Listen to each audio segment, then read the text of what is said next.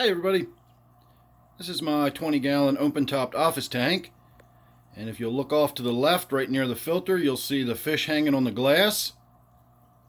That is the only reason I'm shooting this video. That is my Clown Pleco, and it usually stays hidden down in its cave. We hardly ever see it. So now that it's actually out, I wanted to get the camera out real quick.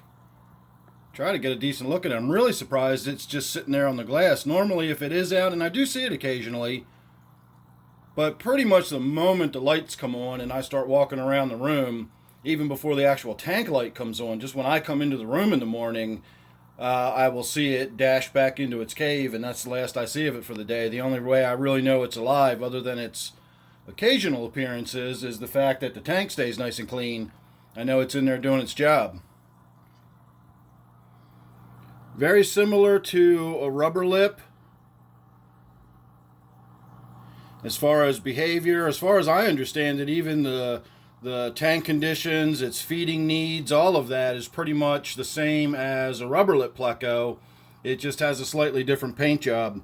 And I don't think these get as big. Rubber lip Plecos can actually get fairly large if you have them long enough. They can get up to 6 or 7 inches. I've never had one get over about 4 inches, but these Clown Plecos stay smaller than that. At least in my experience, I've never had one get much bigger than this.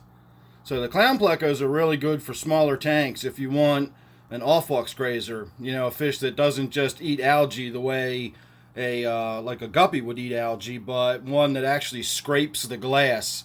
A lot of people refer to that as an algae eater or an algae eating fish, but in reality, the guppies in here and gouramis, those are algae eating fish. They nibble bits of algae off the surface of things. If you want something that really is going to scrape surfaces clean, that is an off-wax grazer. And off-wax being a very probably bad pronunciation of the German term, meaning surface growth, or you could loosely translate that into biofilm. It's the crud that grows on everything in your tank, and it's what these kinds of fish, these off-wax grazers, feed on. It's not just algae, it's a little stew full of microcrustaceans and worms and all kinds of stuff going on in there that is not simply algae. So you could even think of goldfish, most cyprinids, red-tail sharks, rainbow sharks, all of those fish are algae-eating type fish.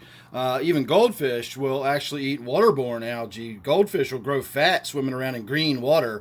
They're literally filtering algae out of the water constantly as they swim, and they're eating that.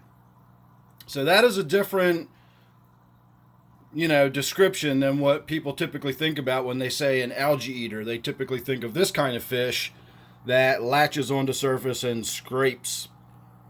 So I really just cannot believe he's hanging out and sitting there all that time. It normally lives underneath of those caves back there. I know all that glares on the tank and everything, but it normally lives in that cave system back there. See if we can get close enough to actually see it without any glare on it. There we go. And when I do see it out in the morning, it's usually out here on the gravel or maybe hanging on the glass right here in the front of the tank. It's interesting that it's hanging out down here. I wonder if it's got something to do with being near the air stone. This tank is pretty warm. I keep it about 85 degrees.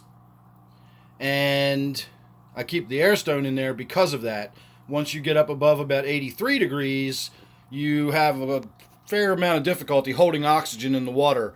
The warmer the water gets, the less able to hold oxygen it is, and when you get to about 83 degrees, that's the point where you really need to have an air stone in the tank to make sure you can facilitate that gas exchange as much as possible and keep the oxygen to CO2 ratio where the fish need it. So possibly during the night when the lights aren't on, the O2 levels drop even further, even with the air stone running. That does run constantly. But during the day, with the lights on, I'm also photosynthesizing in here, and I'm dumping oxygen into the water from those plants. At night, the plants actually use oxygen, and plants will deplete oxygen from the tank. So even though I do have the air stone in there, it's possible, this fish is coming out just to get some extra oxygen. It might just like the physical current right there, for all I know. I'm not really sure. Maybe it just found some good nummy, stuff to scrape on the glass down there, and that's why we're happening to see it where it is. I don't know, but it just seems kind of interesting to me that it is right next to the air stone like that, so I thought that was worth pointing out.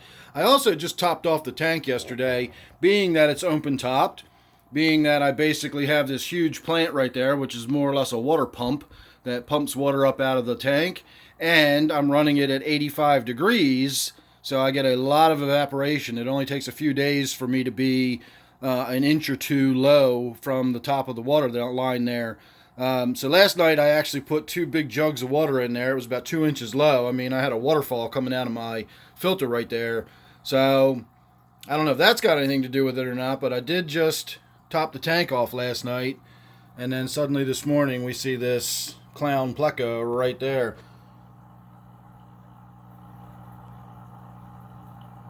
I just really cannot believe it's just sitting there letting me get this close to it and not running away. I was hoping I was going to be able to get it on video before it dashed. Usually in situations like this, I press record, and as I open my mouth and start talking, the booming sound of my voice scares the fish away, and that's the end of the video. So I'm delighted that we actually got a full, good, solid look at the Clown Pleco. So there you go. I'm going to wrap it up because apparently he's not going to dash away and hide. That's a good look at what a Clown Pleco looks like. And you can see what a lovely clean tank he keeps.